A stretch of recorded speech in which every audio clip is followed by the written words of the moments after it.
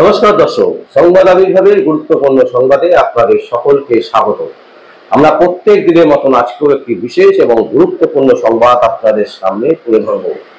দর্শক, বারবার আমরা যেটা দেখতে পাচ্ছি, কলকাতা হাইকোর্টের যে প্রেস করিডর, যেখানে প্রেস সে সামনে এসে বিভিন্ন লয়াররা, সে তৃণমূল পন্থী হতে পারে, সে কংগ্রেস পন্থী হতে পারে, সে সিপিএম পন্থী হতে পারে, সে বিজেপি পন্থী হতে পারে, প্রত্যেকেই কিন্তু এবং কি বড় বড় মামলার যে রায় এবং বিভিন্ন রাজনৈতিক নেতা নেত্রী মন্ত্রীরা তারা পর্যন্ত সবাই একটা জায়গাতেই, যেখানে প্রেসের একটা জায়গা রাখা হয়েছে কলকাতা হাইকোর্টের একেবারে বি গেটের সামনে, এবং সেখানে একটা বড় জায়গা এবং সেখানে যথেষ্ট ছায়া থাকে। রোদের সময়, বৃষ্টির সময় বহু সাংবাদিকরা তারা সেখানে বসে থাকতে পারেন, সেখানে তারা তাদের মতন করে তারা কাজটা করতে পারেন। এবং এটা যেটা শোনা যাচ্ছে যে এটা জাস্টিস আমাদের প্রধান বিচারপতি তিনি কিন্তু একেবারে তার একটি রায়ে স্পষ্ট করে দিয়েছেন যে সেটা প্রেসারের জন্যই ওই জায়গাটাকে রাখা হচ্ছে এবং প্রেসরা তারা ওখান থেকেই তাদের ইন্টারভিউ গুলো করবেন, এই রকম কিন্তু একটা জাজমেন্টও নাকি আছে। এখন প্রশ্ন হচ্ছে যে আলী আফজাল চাঁদকে আমরা দেখছি বারবার করে পুলিশ আটকাবার চেষ্টা করছে। এর আগেও আমরা দেখেছি আলী আফজাল চাঁদকে পুলিশ আটকেছে, তার ইন্টারভিউ দেওয়ার সময় তাকে আটকানো হয়েছে এবং সেই নিয়ে ঝঞ্ঝাট ঝামেলা, এমনকি সাংবাদিক বিভিন্ন সাংবাদিকের গায়ে হাত দেওয়া, এই ধরনের ঘটনা কিন্তু কলকাতা হাইকোর্ট চত্বরে কিন্তু ঘটেছে।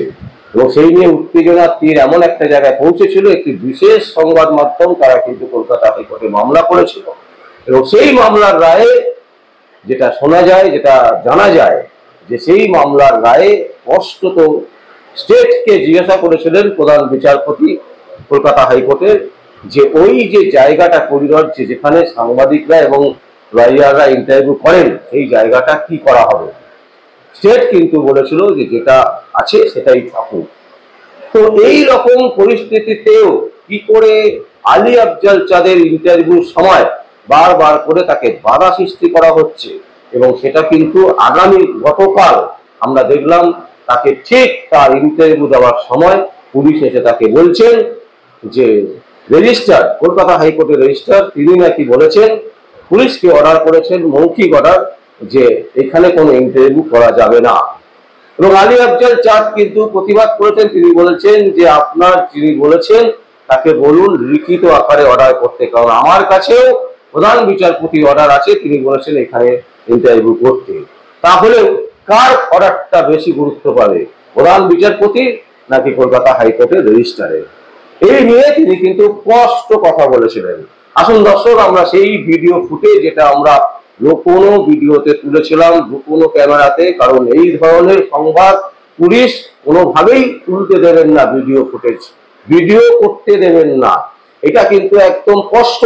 কারণ তারা আটকাতে চাইছেন, তারা তৃণমূলের সাথে মিশে গিয়ে, আলী আফজাল চাঁদ যেহেতু একজন কঠোর তৃণমূল বিরোধী, তাই তাকে আটকাবার জন্যই কিন্তু এই ধরনের প্রচেষ্টা বলেই মনে করছেন আইনজীবীর একটা বিশেষ মহল। তাই আমরা এই নিউজটাকে নিয়ে আপনাদের সামনে তুলে ধরছি যে দেখুন আলী আফজাল চাঁদকে কিভাবে আটকাবার চেষ্টা হয়েছে, এবং আমরা সেখানে ছিলাম এবং আমরা সেখান থেকে স্পষ্ট সেই নিউজটা কভারেজ করেছি, এবং যেটা পুলিশের অলক্ষ্যে পুলিশ দেখতে পায়নি, কারণ পুলিশ দেখলে তিনি বাধা দেবেন, পুলিশেরা বাধা দেবেন। বেশ কয়েকজন পুলিশ এবং মহিলা পুলিশ সমেত কিন্তু তাকে ইন্টারভিউ দিতে বাধা দেওয়া হয়। আসুন সেই দৃশ্য আমরা আপনাদের সামনে তুলে ধরছি, দেখুন দর্শক। কিন্তু আমাদের এখানে মানে অর্ডারটা একটু আমাদের, হ্যাঁ আমাদের অর্ডারটা না, কিন্তু আমরা যেহেতু অ্যাডভোকেট না, এটা তো প্রেস কর্নার বলেই আমরা জানি, এখানে সবাই ইন্টারভিউ দেন। হ্যাঁ স্যার, রেজিস্ট্রার বলেছে আপনাদেরকে, আপনারা বলুন, আপনাদেরকে একটা লিখিত দিয়ে দেবে বা আমাদের বার অ্যাসোসিয়েশনকে একটা লিখিত দেবে, সেই লেখাটা আমাদেরকে দেখিয়ে দেবেন, আমরা বন্ধ করে দেবো, কোনো ঝগড়া নেই, কোনো ইয়ে নেই। আপনি আপনার মুখের কথা আমি শুনবো না, আর ওনার মুখের কথা আপনারা বিশ্বাস করবেন। আপনাকে বলেছে আপনি লিখিত দিন, লিখিত দিন, রেজিস্টার চেয়ারে লিখিত দিন, এই মুখের কথা আমি বিশ্বাস করবো। কারণ আমার হাইকোর্টে কেস হয়েছে, কেসে অর্ডার দিয়েছে, সেই অর্ডারে পরিষ্কার লেখা আছে চিফ জাস্টিস নিজে অর্ডার দিয়েছে। অর্থাৎ চিফ জাস্টিসের অর্ডার যদি রেজিস্ট্রার জেনারেল না মানে রেজিস্ট্রার জেনারেলের চাকরিটা কি করে থাকে সেটাও আমরা দেখে নেবো, কারণ চিফ জাস্টিসের অর্ডার আছে। মানে আপনারা এটাই কনভে করুন যে কোনো রিটেন অর্ডার হলে, কারণ আমি বললাম তো লিখিত দেখেন না। আর এটা তো মিডিয়া আমাদের লিখিত, আমরা লিখে শুনুন, এটা নিয়ে মামলা হয়েছে। আমি আপনাকে রিকোয়েস্ট করতে পারি, কারণটা কি? না না, কারণটা as per registrar general madam বলে গেলেন, কি কারণ তো আমাকে বলেন। চিফ জাস্টিসের অর্ডার আছে এখানে আমাদের করার। উনার মুখের কথা আমি শুনবো না, আপনারা লিখিত দেখান, আমরা রিটেন একটা দিন না, তাহলে লিখিত দিন, আপনি লিখিত দিন। যিনি মুখে বলছেন তিনি লিখিত দিক না আপনাদের কাছে, এবং সেই লেখাটা নিয়ে আপনি আমাদের কাছে দিন।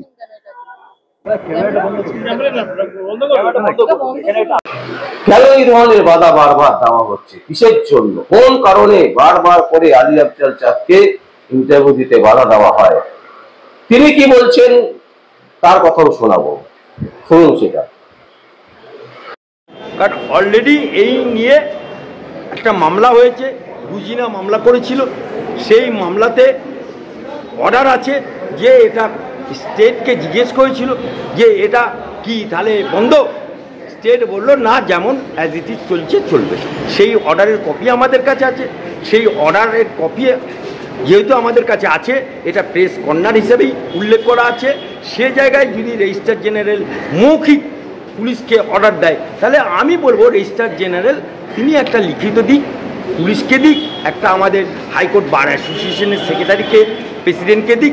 তারপরে আমরা এই দুটো, একটা জাস্টিসের চিফ জাস্টিসের অর্ডার আর একটা রেজিস্ট্রার জেনারেলের লিখিত অর্ডার, এই দুটোকে নিয়ে তখন আমরা চিন্তা ভাবনা করব আগামী দিনে।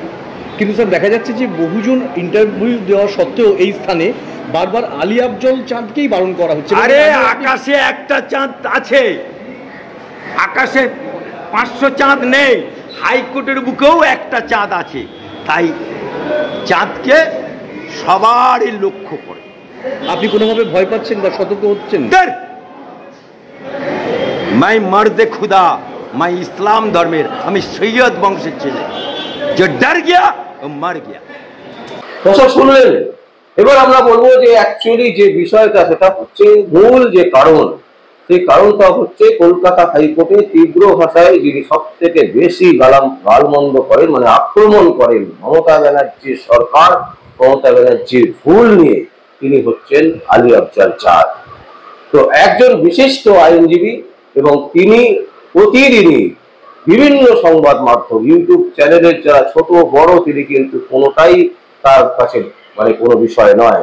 তিনি ছোট চ্যানেলকেও যেমন ইন্টারভিউ দেন, সেরকম বড় চ্যানেলকেও ইন্টারভিউ দেন, এবং স্বচ্ছন্দে ইন্টারভিউ দেন, কারোর সাথে তিনি পার্সিয়ালিটি করেন এই রকম খবর কিন্তু আমরা এখনো পর্যন্ত দেখিনি এবং জানি না। তিনি কিন্তু সবার সাথে, কি সিপিএম, কি কংগ্রেস, কি তৃণমূল, কি বিজেপি পন্থী চ্যানেল, কোনো চ্যানেলের প্রতি তার কোনো অনীহা নেই। প্রত্যেকটা চ্যানেলকে তার সময় মতন করে তিনি কিন্তু ইন্টারভিউ দিয়ে থাকেন, এবং প্রতিটা চ্যানেলকে তার যে ভাষণ, তার যে বক্তব্য একদম স্পষ্ট, এটা হচ্ছে তৃণমূল তথা মমতা ব্যানার্জি সরকারের বিরুদ্ধে কথা বলা। এবং এই মমতা ব্যানার্জি সরকারের বিরুদ্ধে কথা বলার জন্যই কি তাকে বারবার করে আটকানো হচ্ছে ইন্টারভিউ দিতে? এটা কিন্তু একটা বড় প্রশ্ন চিহ্ন হয়ে দাঁড়িয়েছে।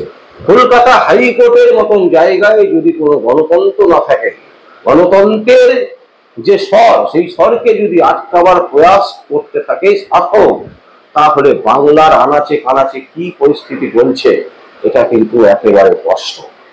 তাই আমরা আশা করব কলকাতা হাইকোর্ট এই বিষয়টা গুরুত্ব দিয়ে দেখবেন, এবং প্রত্যেকের সাপোর্টার হতেই পারে, কেউ তৃণমূল সাপোর্টার হতে পারে, কেউ কংগ্রেস সাপোর্টার হতে পারে, কেউ বিজেপি সাপোর্টার হতে পারে, প্রত্যেকের নিজস্ব মতাদর্শ থাকতেই পারে। তিনি তার মতাদর্শে দাঁড়িয়ে তিনি তার মতন করে ইন্টারভিউ দিতেই পারেন, কিন্তু সেই ইন্টারভিউ দেওয়াকে বাধা দেওয়া, এটা কিন্তু গণতন্ত্রের যে একটা পিলার বলা যেতে পারে, কষ্ট। তাই আমরা আশা করব কলকাতা হাইকোর্ট এই বিষয়টা গুরুত্ব দিয়ে দেখবেন, এবং প্রত্যেকের সাপোর্টার হতেই পারে, কেউ তৃণমূল সাপোর্টার হতে পারে, কেউ কংগ্রেস সাপোর্টার হতে পারে, কেউ বিজেপি সাপোর্টার হতে পারে, প্রত্যেকের নিজস্ব মতাদর্শ থাকতেই পারে, তিনি তার মতাদর্শে দাঁড়িয়ে তিনি তার মতন করে ইন্টারভিউ দিতেই পারেন, কিন্তু সেই ইন্টারভিউ দেওয়াকে বাধা দেওয়া, এটা কিন্তু গণতন্ত্রের যে একটা পিলার বলা যেতে পারে, তাকে কিন্তু হত্যা করা হচ্ছে বলে আমরা মনে করছি।